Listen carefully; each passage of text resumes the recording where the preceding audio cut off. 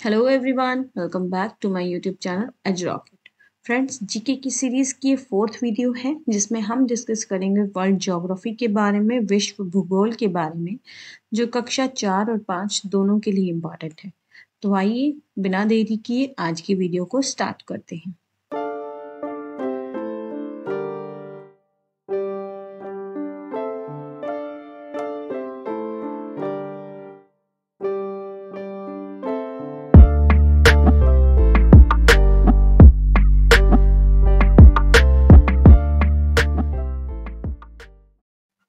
तो ये है विश्व भूगोल की पीडीएफ।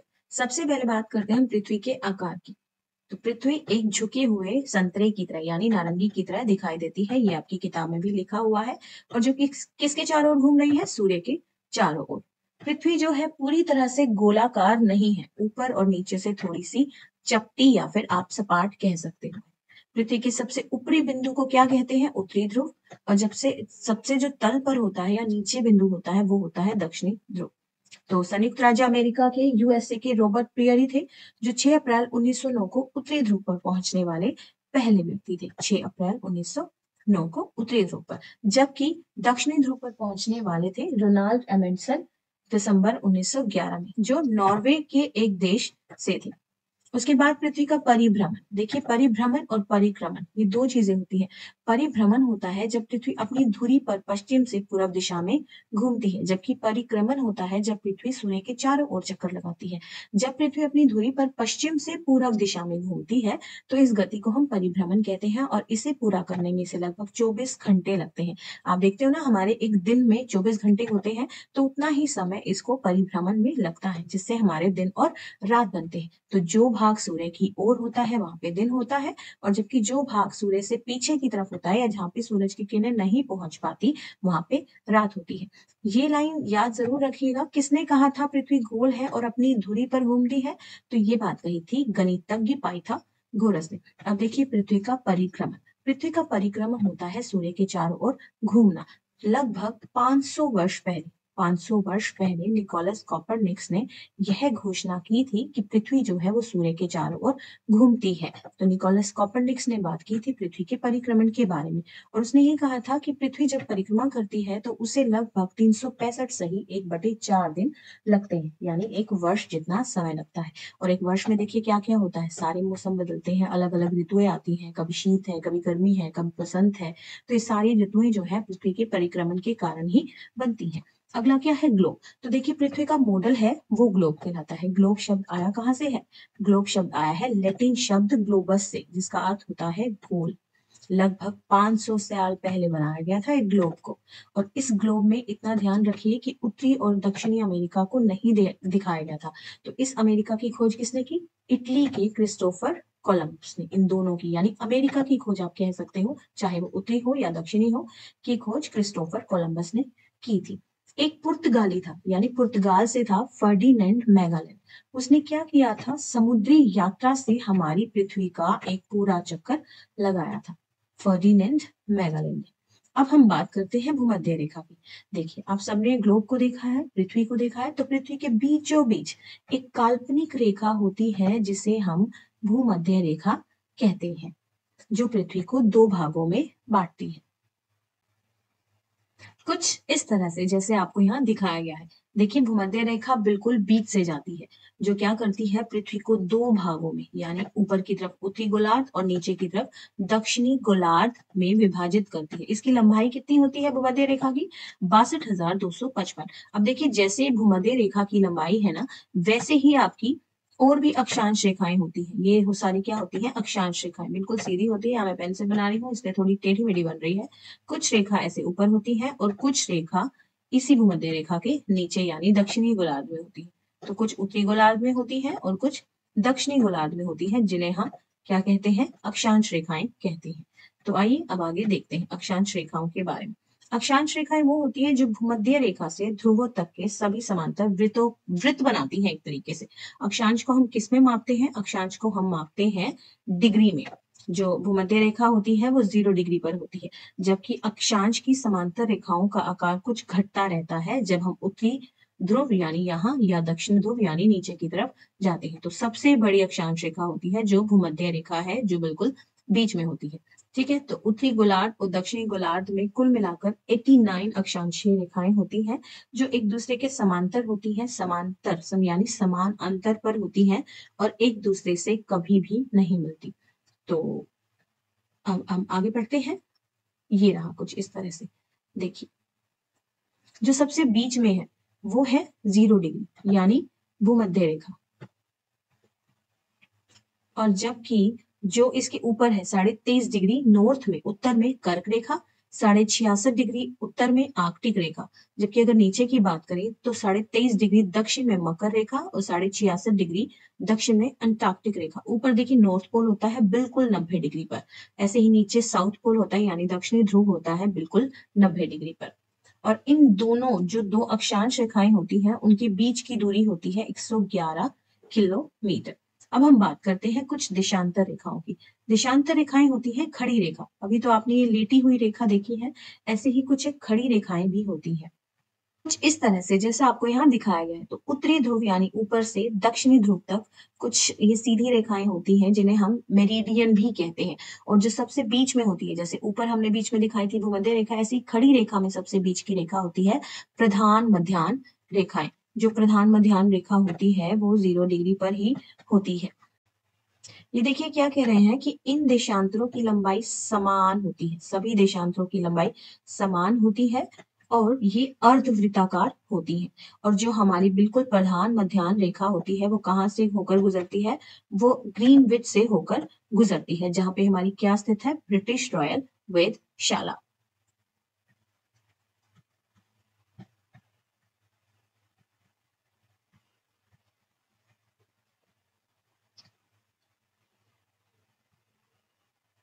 चलिए, तो अब हम आगे देखते हैं इसी पीडीएफ को।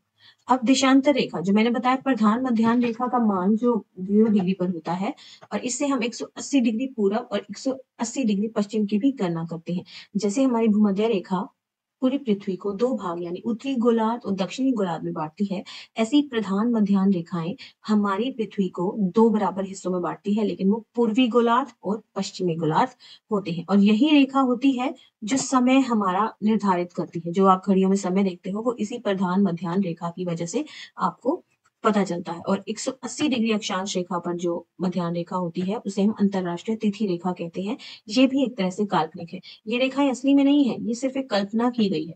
तो इनसे क्या होता है, तारीख जो है एक दिन में बदल जाती है। जो हमारी 82.5 डिग्री भारत की मानक मध्याह्न रेखा है, जो भारत के मध्य प्रदेश के जबलपुर से होकर गुजरती है, इसी मध्याह्न रेखा पर जो हमारा भारत का एक मानकीय समय यानी इंडियन स्टैंडर्ड टाइम के रूप में इसे जाना जाता है। अब बात करते हैं पृथ्वी पर स्थानों की खोज। देखिए, किसी भी स्थान का पता लगाने के लिए हमें उसकी देशांतर रेखा और अक्षांश रेखा का जो मान है वो पता होना चाहिए। अब उसके बाद एक शब्द आता है ग्रिड। ग्रिड क्या होता है, जहां पे अक्षांश रेखा और देशांतर रेखा एक दूसरे को काटती हैं उसे हम ग्रिड कहते हैं। अब देखिए, हम दिल्ली की अगर बात करें तो दिल्ली का जो मान है वो क्या है, 77 डिग्री पूरब देशांतर यानी खड़ी रेखा में, और 29 डिग्री उत्तरी अक्षांश यानी जो लेटी हुई रेखा है उसमें, ये एक दूसरे को काटती है। जबकि भारत का मान देखिए 68 डिग्री पूरब और 97 डिग्री पूरब देशांतर में, और जबकि 8 डिग्री 4 मिनट और 37 डिग्री 6 मिनट उत्तरी अक्षांश के बीच स्थित होती है। तो देखिए, भारत जो है किस जगह यानी हमारी पूरी पृथ्वी में पूरब और उत्तरी गोलार्ध में स्थित है, और हमारे भारत के मध्य से एक रेखा होकर गुजरती है, काल्पनिक रेखा, जिसका नाम क्या है, कर्क रेखा। ये 8 राज्यों से होकर गुजरती है। अब देखिए, पृथ्वी से जुड़े कुछ तथ्य जानते हैं। पृथ्वी को सूर्य के चारों चक्कर लगाने में 365 सही 1/4 तो आपने देख लिया, लेकिन 365 दिन 5 घंटे 48 मिनट और 4 सेकंड भी आपको याद करने हैं। इतना समय लगता है जब पृथ्वी सूर्य के चारों ओर एक परिक्रमण करती है। और जबकि हम जो पृथ्वी अपनी धुरी पर पश्चिम से पूर्व दिशा में घूमती है तो उसे 23 घंटे 56 मिनट और 41 सेकंड का समय लगता है। 1 डिग्री अक्षांश रेखा लगभग कितने किलोमीटर के बराबर होती है, 172 किलोमीटर। अब देखिए, मध्य रात्रि की सूर्य की भूमि किसे कहा जाता है, वो कहा जाता है आर्कटिक क्षेत्र को, जो बिल्कुल आर्कटिक रेखा के ऊपर है, क्योंकि गर्मियों में सूर्य वहां पे कभी भी अस्त ही नहीं होता है। पृथ्वी अपनी धुरी पर झुकी हुई है, ये सबको पता है, और सूर्य के चारों ओर भी घूमती है। उत्तरी गोलार्ध में जो है पृथ्वी का झुकाव 6 महीने सूर्य की ओर रहता है, और जबकि बाकी 6 महीने जो है पृथ्वी का झुकाव दक्षिण गोलार्ध में रहता है। तो आइए बच्चों, अब हम करते हैं इनके क्वेश्चन आंसर्स।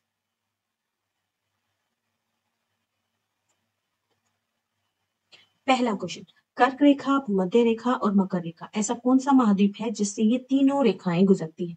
तो वो है अफ्रीका, जहां से कर्क रेखा भी और भूमध्य रेखा भी और मकर रेखा भी गुजरती है। कौन सा अक्षांशीय रेखा यूरोप से होकर गुजरती है? तो कौन सी रेखा है? वो है हमारी आर्कटिक वृत्त, जो यूरोप से होकर गुजरती है। कौन सा अक्षांश पृथ्वी को दो बराबर भागों यानी उत्तरी गोलार्ध और दक्षिण गोलार्ध में विभाजित करता है? तो वो है हमारी भूमध्य रेखा। जबकि बात करें चौथे प्रश्न की, तो किसे प्रधान मध्याह्न रेखा कहा गया है? 0 डिग्री, लेकिन अक्षांश को नहीं, देशांतर को। याद रखिएगा, 0 डिग्री जो भूमध्य रेखा होती है वो अक्षांश रेखा होती है। भारत में समय इंग्लैंड से कितना आगे है? 5.5 घंटे। भारत में अगर अभी जितना भी समय है, तो इंग्लैंड हमसे 5.5 घंटे पीछे चल रहा है। प्रधान मध्याह्न जो इंग्लैंड के किस शहर से होकर गुजरती है? ये आपको बताया गया है ग्रीनविच से। आईएसटी, आईएसटी की फुल फॉर्म क्या होती है? इंडियन स्टैंडर्ड टाइम, यानी भारतीय मानक समय। कर्क रेखा और मकर रेखा का संबंध क्या होता है? देखिए, कर्क रेखा और मकर रेखा बिल्कुल बराबर होती हैं, जो 23.5 डिग्री पर होती हैं। कर्क रेखा 23.5 डिग्री उत्तर में होती है और मकर रेखा 23.5 डिग्री दक्षिण में होती है। कौन सा कथन सही नहीं है? तो देखिए, हम सारे देखते हैं। विश्व भर में मेरिडियन की संख्या 360 है, तो बिल्कुल सही है। 0 डिग्री मेरिडियन को प्राइम मेरिडियन भी कहा जाता है, बिल्कुल सही है। प्रधान, प्राइम का मतलब होता है प्रधान मेरिडियन, जो वर्टिकल लाइन्स हैं, देशांतर लाइन है, खड़ी रेखाएं हैं। देशांतर की मेरिडियन उत्तरी ध्रुव से दक्षिण ध्रुव तक चलने वाली रेखा है, बिल्कुल सही। जो मेरिडियंस होते हैं वो उत्तरी ध्रुव से ही दक्षिण ध्रुव तक एक सीधी रेखा होती है। मध्याह्न रेखा जो 0 डिग्री अक्षांश पर स्थित है, अंतरराष्ट्रीय तिथि रेखा कहलाती है, तो ये गलत है। 0 डिग्री अक्षांश नहीं, वो 0 डिग्री देशांतर रेखा होती है। यहाँ पे आपको देशांतर रेखा करना पड़ेगा, यानी वर्टिकल लाइन या फिर हाँ देशांतर रेखा। आइए तो करते हैं प्रश्न नंबर 10, सही मिलान पहचाने। तो जो आपको पता है वो आप मिलान करते रहे, बाकी अपने आप जो बच जाएंगे वो हो जाएंगे। 0 डिग्री अक्षांश रेखा पर कौन सी रेखा है? तो वो है भूमध्य रेखा। उसके बाद 0 डिग्री देशांतर पर कौन सी है? जो ग्रीनविच से होकर गुजरती है। अच्छा देखिए, भारत का मानक समय, भारत का मानक समय वो कितना है? 82.5 डिग्री पूर्व। अब देखिए, जो 1 है वो मिल रहा है सी से, तो ये तो वैसे ही गलत हो गए, ए और बी, अब बचे सी और डी। तो इसमें सेकंड हमने देखा नहीं, हमने देखा थर्ड। थर्ड मिल रहा है हमारा ई से, तो डी ऑप्शन इसमें बिल्कुल ठीक रहेगा। बाकी भी देख लीजिए आप। तो फर्स्ट का सी, सेकंड कुल देशांतर कितने हैं? 360, कुल देशांतर है 360। थर्ड का ई, 0 डिग्री देशांतर है ग्रीनविच, और अंतरराष्ट्रीय दिनांक रेखा वो कौन सी है? वो है वो 180 डिग्री देशांतर पर दिखा रखी है, और भारतीय मानक समय कितना है? 82.5 डिग्री पूरब। अब देखते हैं प्रश्न नंबर 11, इनमें से कौन सा कथन सही है? तो आप पढ़िए और फिर बताइए कौन सा सही है और कौन सा गलत है, और गलत है तो क्यों गलत है। देखिए, हम पढ़ते हैं वन बाय वन। पृथ्वी की अपनी धुरी पर गति को परिक्रमण कहते हैं, ये बिल्कुल गलत है। परिक्रमण नहीं, परिभ्रमण कहलाता है। सूर्य की चार और पृथ्वी गति को घूर्णन कहते हैं, बिल्कुल नहीं। घूर्णन होता है जब कोई चीज अपनी धुरी पर घूमती है, तो ये घूर्णन नहीं कहलाएगा। पृथ्वी का घूर्णन सर्दी, शरद ऋतु, वसंत और गर्मी के मौसम का कारण बनता है, बिल्कुल गलत। क्या पृथ्वी जब घूमती है, अपनी धुरी पर घूमती है, तो वो दिन और रात बनाती है, ना कि मौसम बदलती है। अक्षांश और देशांतर रेखाओं के जाल को ग्रिड कहा जाता है, बिल्कुल सही। मैंने आपको बताया भी था कि जहां पे अक्षांश और देशांतर रेखाएं आपस में एक दूसरे को काटती हैं, वहां पे हम ग्रिड, उसे ग्रिड कहा जाता है। ये याद रखिएगा, परिभ्रमण का मतलब घूर्णन होता है, ना कि परिक्रमण का। अब पृथ्वी को कुल कितने समय क्षेत्र में विभाजित किया गया है? तो पृथ्वी को 24 समय क्षेत्रों में विभाजित किया गया है। फिर से मिलान करना है, पेन काम नहीं करता, मैं कोशिश करती हूँ अगर करेगा तो। 90 डिग्री नॉर्थ, 90 डिग्री नॉर्थ पर क्या है? उत्तरी ध्रुव। तो कर गया बच्चों, ये देखो 90 डिग्री नॉर्थ, हमें इसको इससे मिलाना है, 90 डिग्री नॉर्थ को उत्तरी ध्रुव से। ठीक है। 23.5 डिग्री नॉर्थ पर क्या है? तो वो है हमारी कर्क रेखा। 23.5 डिग्री पर है हमारी कर्क रेखा, और 23.5 डिग्री अगर वो दक्षिण में है, तो वहां है हमारी मकर रेखा। तो इसको मकर रेखा पे ले जाइए और देखते जाइए कौन सा मिलान इसमें से ठीक है। तो ऐसे प्रश्न आपको पहले यहाँ मिलाने होते हैं, फिर उसमें देखना होता है। जैसे हमने फर्स्ट को किससे मिलाया?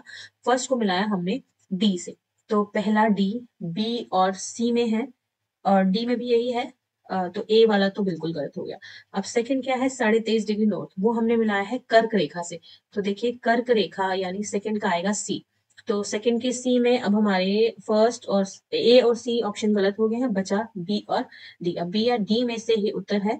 अब बी देखिए, फोर्थ जो है वो ई को मिल रहा है और जो फोर्थ है बी को मिल रहा है। तो फोर्थ देखिए कहाँ मिलेगा, 66.5 डिग्री नॉर्थ, नॉर्थ यानी उत्तर में। तो 66.5 डिग्री नॉर्थ में हमारा क्या है, 66.5 डिग्री नॉर्थ पे हमारा है आर्कटिक वृत्त। तो चौथे का ई ठीक है, ना कि बी। तो इसका उत्तर आएगा बी वाला। तो यहाँ पे हम बी को हाईलाइट कर रहे हैं। और देखिए पांचवा बचा था 66.5 डिग्री दक्षिण में, तो वो है हमारा अंटार्कटिक वृत्त, 66.5 डिग्री दक्षिण में। ये आपको बिल्कुल टिप्स पे याद होनी चाहिए। 0 डिग्री पर है हमारी भूमध्य रेखा, 23.5 डिग्री उत्तर में है कर्क रेखा और दक्षिण में है मकर रेखा। ऐसे 66.5 डिग्री उत्तर में है आर्कटिक वृत्त और 66.5 डिग्री दक्षिण में है अंटार्कटिक वृत्त। अच्छा एक सेकेंड,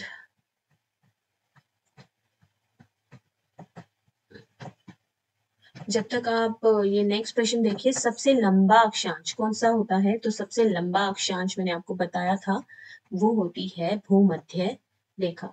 सबसे लंबी अक्षांश रेखा होती है हमारी भूमध्य रेखा।